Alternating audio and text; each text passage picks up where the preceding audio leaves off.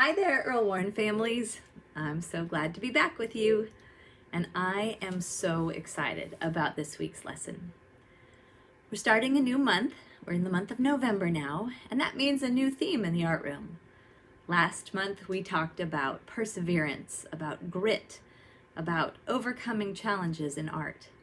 And this month we're going to talk about another G word, not grit, but actually two G words. We are going to talk about generosity and gratitude. And I realize those are really big words. First, we're going to talk about generosity, which is the idea of giving back what we have been given, of sharing, of giving to others. And we're also going to talk about gratitude, which is another G word for thankfulness. Today, we're going to focus on generosity. And I am so excited. I'm going to read you a book that I absolutely love. And I don't just love the words, but I love the art in the book. And so as I read it to you today, I want you to really pay attention to the artistry in the book. But before we can even read the book, we are going to start our art project, because we're going to do step 1, which will need to dry while we are reading the book. This is our art project for today. And you might think, what in the world is that? But after we read our book, you're going to understand. The first thing we're going to do is we are going to create this crazy big pot. And if you look closely, you'll see that I made my pot out of newspaper. I want you to make your pot on any kind of paper you want. You can use an old math worksheet that you've already turned in, or you can use a grocery bag, or you can use an old piece of wrapping paper, or a McDonald's bag, or junk mail that came in the mail. But what I want you to do right now is pause your video and go get a big piece of paper that's different from our art paper. It could even be lined notebook paper, any kind of paper you want. I want you to get that.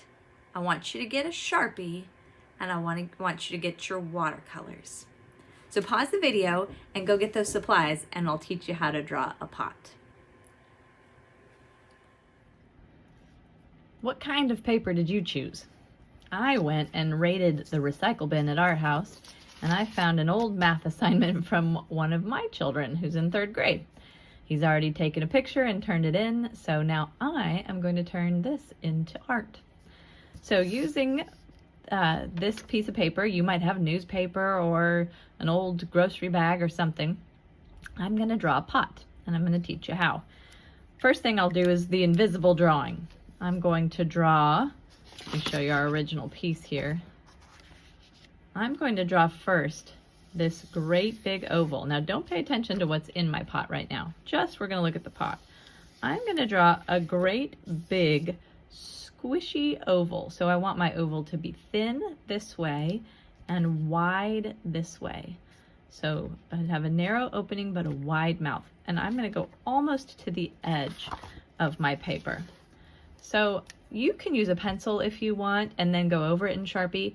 I'm going to go ahead and just do it in Sharpie so you can see it. And because I don't care about being perfect, remember, I don't care about that in the art room. So to do my oval, I am going to do, can you see that? That's not a very good Sharpie. There we go. I'm going to do a great big oval right at the top of my paper. I'm going to get a different Sharpie because this one is running out of ink. So a great big oval right at the top of my paper. Doesn't have to be perfect. You can see I even did my lines a little bit differently each time I went around, but you can imagine your marker going around a racetrack, making that skinny oval right there at the top of your paper. Then I've got to make the sides of my pot. And so on the edge of my ovals, I'm going to make a straight line coming all the way down. I'm going to do the same thing on the other side of my paper. Right at the edge of my oval, I'm going to do a straight line coming down. Now for the bottom of my pot, I don't want to draw just a plain straight line because because pots are in the shape of a cylinder. So I'm going to draw a line that looks a little bit like the bottom of my oval.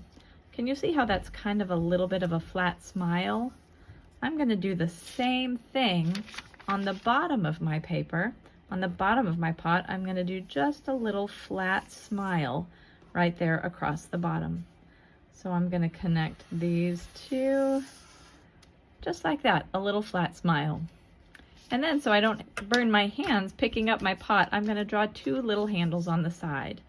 I'm going to draw the letter C, and I'm going to draw another letter C to make a handle on that side. And on this side, ooh, I almost went off my paper, so this one is going to be a little smaller. It's not going to be perfect, and that's okay. So if I kept going, I would draw right on the edge of my paper there. That's one of those places I should have planned better, but it's okay. It'll work. We'll just make it super skinny handle over there. All right, so I've drawn my pot, and now I need to paint my pot. So I'm going to take out my watercolors, and I am going to use the darkest colors, the darkest values in my tray. I'm going to use black and purple and blue, and I'm going to follow that smile line of my oval. Get my paints nice and wet here, and I'm just going to make swooping lines across my pot in that same shape, in the same direction that my lines went. I'm going to do some black, I'm going to do some purple just to make it interesting. And notice I'm just painting right over my son's math homework. You can't see this because it's off the camera, but I'm dipping my brush in my water between my colors. I'm going to go back in and get some blue. I might go straight line up the sides of my pot just so that to fill it in, and then I can always add. Remember, in watercolor, you start with light color and you can always add another layer that will make it dark. So I'm going to paint my handles, and I'm going to paint the inside of my pot. To do the inside of my pot, I'm going to do an oval in the middle, and I'm just going to keep on going around, kind of like a spiral, just following the same curves as my pot. We just want to fill it in some. It doesn't have to be perfect. We just want to make a big, dark pot, and then we're going to set our pot aside to dry. Just a little bit more blue, but I'm pretty happy with my pot just as it is. Maybe add a little blue and purple to my handles. Now you see here how how my paper's gotten really shiny and really wet. We're going to try to avoid that when we're working with papers like this, because your paper is probably wrinkly a little bit if you chose a non-watercolor paper like I did. And we don't want to scrub our paper so that we break through it. All right, so you should have some sort of pot that looks something like this on some kind of different piece of paper. We're going to set it aside and let it dry, and then we're going to go to our book for the day, and you'll see why we drew a pot.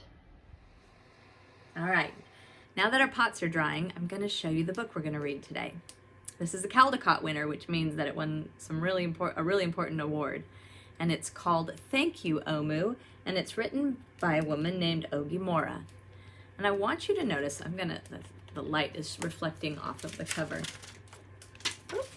I want you to notice as I read that the artist used lots of different colors, lots of different papers, lots of different textures. All of the illustrations in this book are done with different types of paper cut out. You'll see there's a map here, and there's some newspaper over there. So we don't necessarily have lots and lots of different paper, but we do have lots and lots of different art supplies. And so we're going to use almost all of our art supplies as we create our art project today. But in addition to looking at the beautiful artwork, I want you to listen to the story. I want you to notice how you see generosity in this story. So let's begin.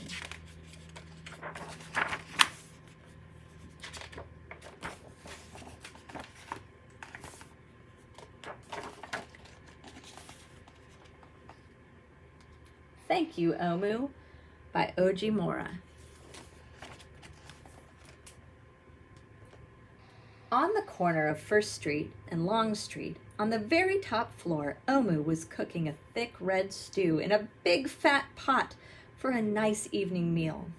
She seasoned and stirred and took a small taste. "What a delicious stew," Omu said. "Tonight's dinner will surely be the best I have ever had."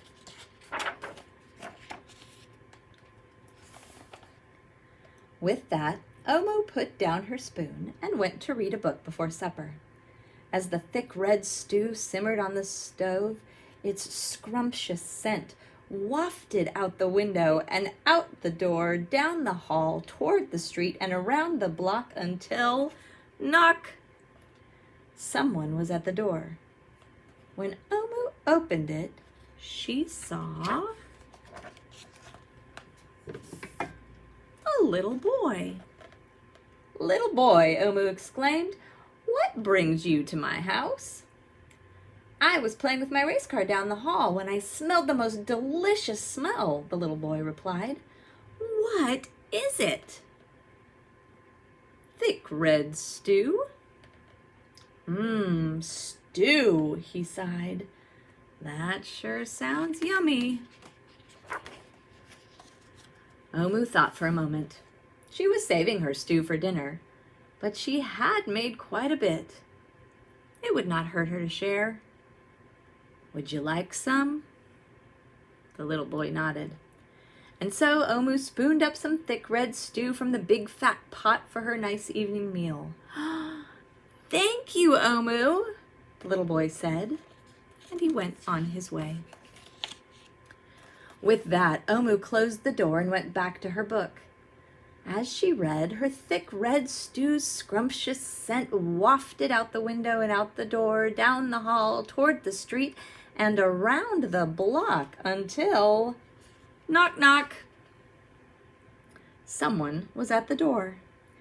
When Omu opened the door, this time she saw a police officer. "Ms. Police Officer," Omu exclaimed, "what brings you to my home?" "I was on duty down the street when I smelled the most delicious smell," Ms. Police Officer replied. "What is it?" "Thick red stew." "Ah, stew," she said, and her mouth watered. "That sounds mighty tasty." Omu thought for a moment. There was still enough to share. "Would you like some?" The police officer nodded. Once again, Omu spooned out some thick red stew from the big fat pot for her nice evening meal. "Thank you, Omu," the officer said, and went on her way. And for the second time, Omu closed the door and went back to her book. Sure enough, as she read, her thick red stew's scrumptious scent wafted out the window, out the door, down the hall, toward the street, and around the block until, knock, knock, knock! Again, someone was at Omu's door. This time, when she opened it, she saw a hot dog vendor. "Mr. Hot Dog Vendor," Omu exclaimed, "what brings you to my home?" "I was selling hot dogs down the block when I smelled the most delicious smell," Mr. Hot Dog Vendor replied. "What is it?" "Thick red stew." "Ooh, stew!" The vendor licked his lips. "That sounds quite delectable."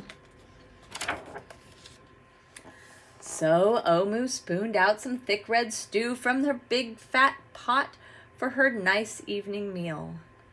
"Thank you, Omu," the hot dog vendor said, and he went on his way. Throughout the day, people from all across the neighborhood knocked on Omu's door. She fed a shop owner, a cab driver, a doctor, an actor, a lawyer, a dancer, a baker, an artist, a singer, an athlete, a bus driver, a construction worker. Even the mayor stopped by. And each time they knocked, Omu shared. Soon the sky darkened, the streetlights brightened, and it was finally time for dinner. But when Omu picked up her big fat pot of thick red stew for her nice evening meal, what happened? It was empty. Oh, Omu sniffled. There goes the best dinner I ever had. Sorry and blue, she sat at the table with her empty pot until, knock, knock, knock, knock, knock, knock. Who could that be? Omu wondered. When she opened the door, she saw the little boy, the police officer, the hot dog vendor, the shop owner, the cab driver, the doctor, the actor, the lawyer, the dancer, the baker. Why, everyone she fed today was at her door. I'm sorry, everyone, Omu sighed. My thick red stew is all gone. I have nothing left to share. The little boy tugged at Omu's sleeve. Don't worry, Omu. We're not here to ask. We are here to give. The police officer carried in a fresh salad. The mayor entered with a roast chicken. The baker brought a collection of sweet goodies. Even the little boy presented Omu with something special in a shiny red envelope. Everyone who had knocked on Omu's door that day squeezed inside her tiny apartment, and together they ate, danced, and celebrated. While Omu's big fat pot of thick red stew was empty, her heart was full of happiness and love. That dinner was the best she had ever had. You see this? This is the thank you card from the little boy. I love that story so much. Not only is it beautiful, but it tells us that Omu wasn't rich. She didn't have lots and lots of things, but the things she did have, she shared with everybody around her. And then how did everybody respond? They shared what they had in gratitude. Omu was generous, they were grateful, and their gratitude caused them to be generous too. And so today, we are going to create our own Omu pots. We've already begun the process by making the pot, and now we're going to fill it with different things that we might have that we can share. When I was creating my pot, I thought about things that I have. I have my ability to create art. I might have a little bit of money. I have some time. I have my home. I have love. You might have all sorts of things. And so we're going to spend some time creating those things and then putting them inside of our pot. And we are going to use almost all of our art supplies. Because why have them if we're not going to use them? So to create this, I used Sharpie and colored pencil and crayon and scissors and glue stick and marker. So if you want to pause your video, gather all of your supplies and come back. We're going to work on how to create our own pots. For this part of our lesson, I'm going to use just a plain piece of paper. Doesn't have to be your art paper. You can actually use old homework or newspapers or anything you want, or just a plain piece of white paper. Remember that in the book that we read, they used all sorts of kind of papers. So whatever kind of paper you have around, a piece of scratch paper, doesn't matter. What we're going to do on this part of our project is we're going to stop for a minute and think about the things that we have that we can share with others. We will use pencil if you want, Sharpie, and colored pencils for this section. And this is really going to be a free section for you. What I want you to do is think of at least 3 things.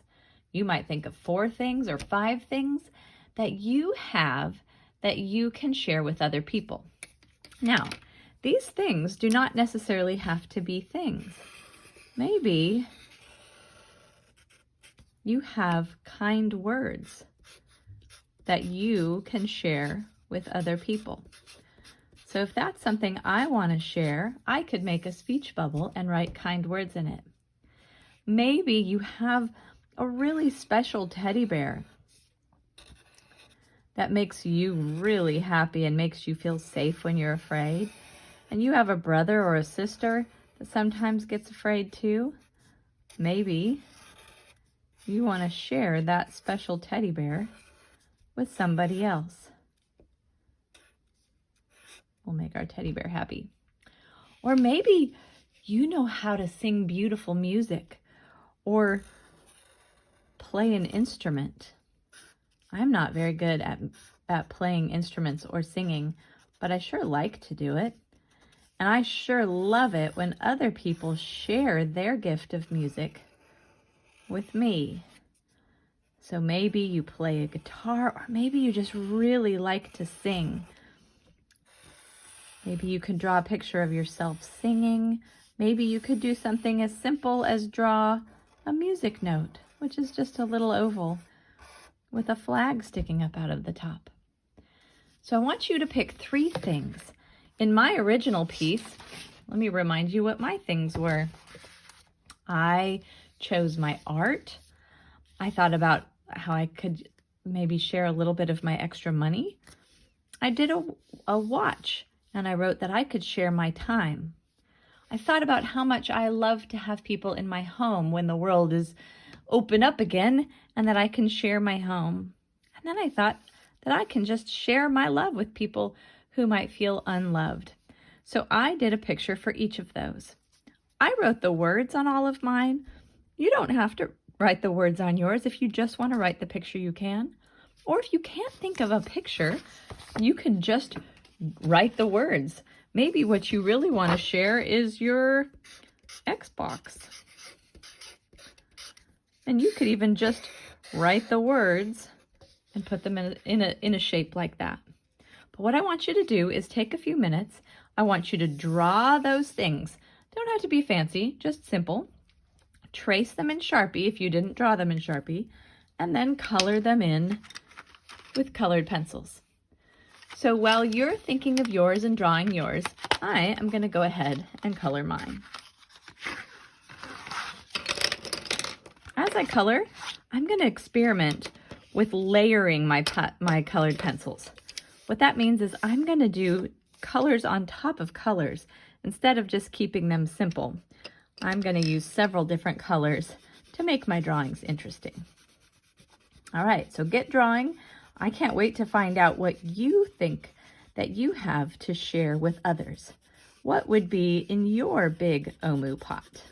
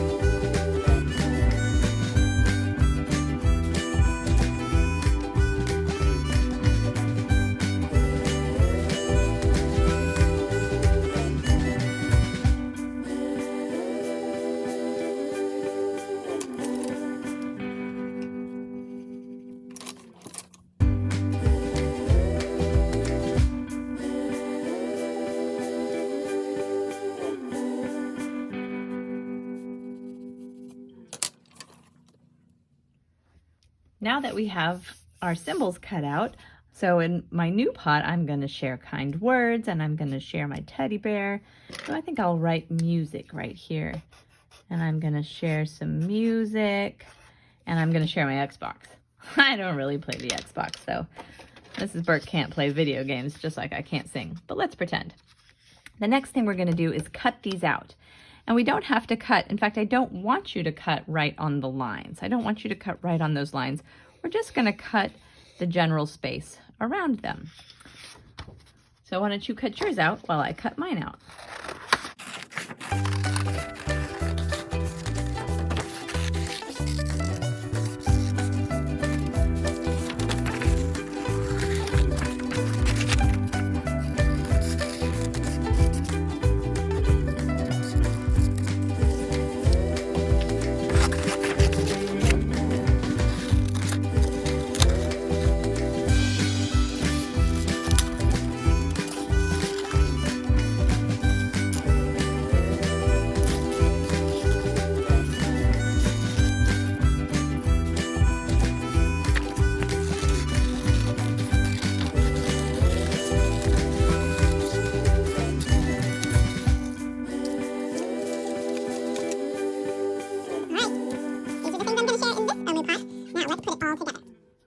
Remember our big fat pot from the beginning of the lesson?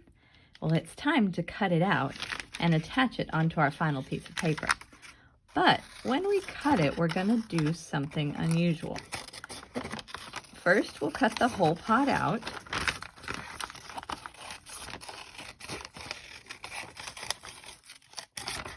And as soon as we get it cut out, I'm going to have us do something a little bit crazy.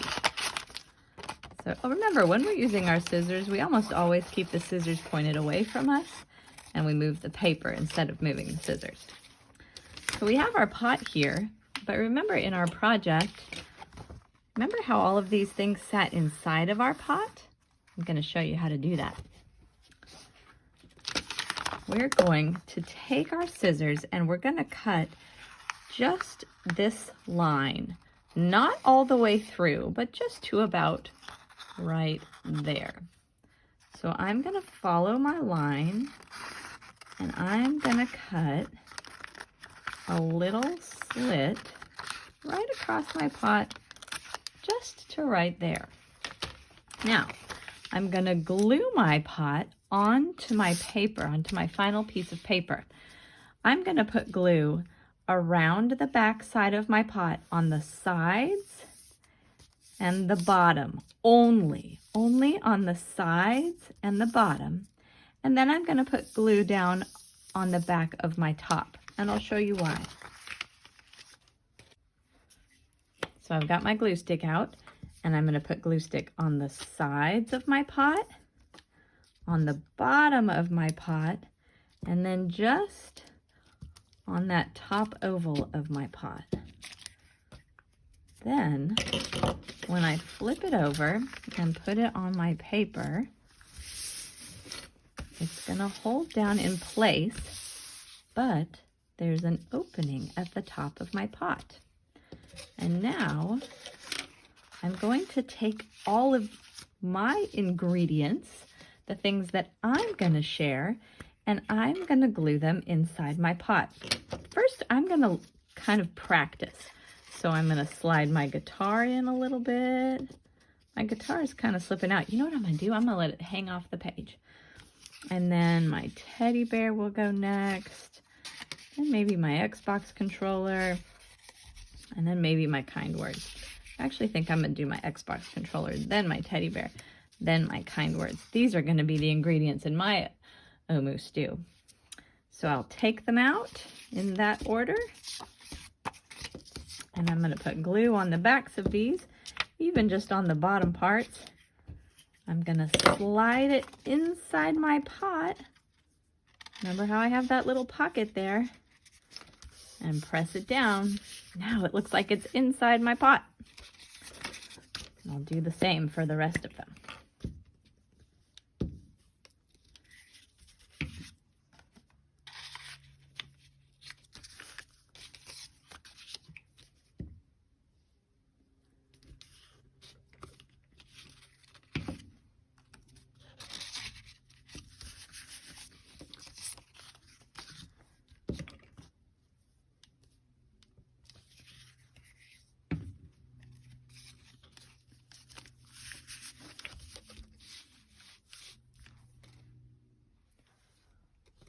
Those are some delicious looking ingredients inside my pot. In fact, I think we should start saying, that smells like generosity to me. These are great gifts that we can give and share with others. And I don't know if you remember, but let's look at our art piece and we can think back about our book. This book was made with so many different pictures and different kinds of papers that had all sorts of different colors and textures in them.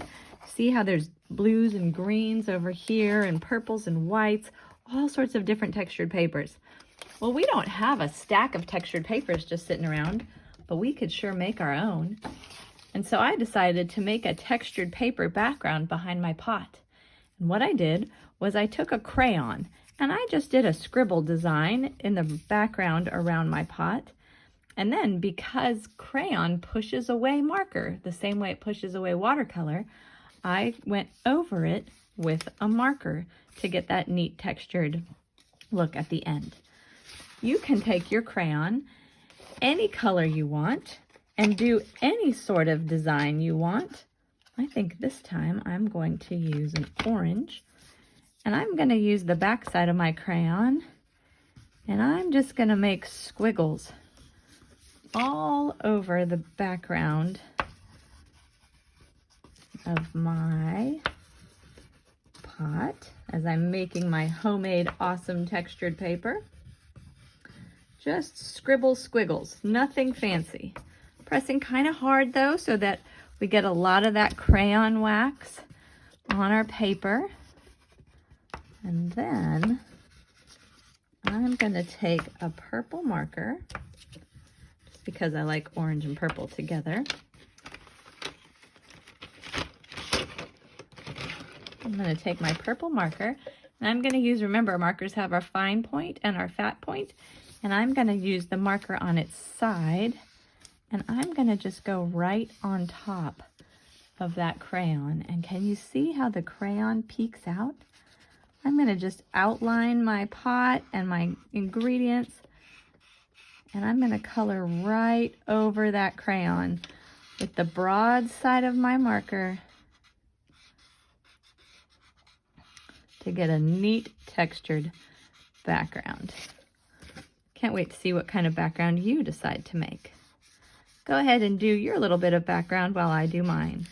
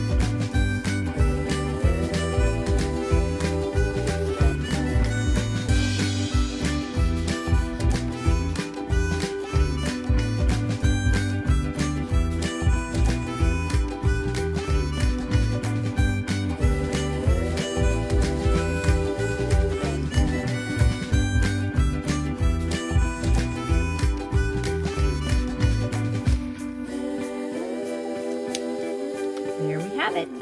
There's my finished Omu pot. So what were your ingredients? What was in your Omu pot? I know that all of you have lots of good things to share.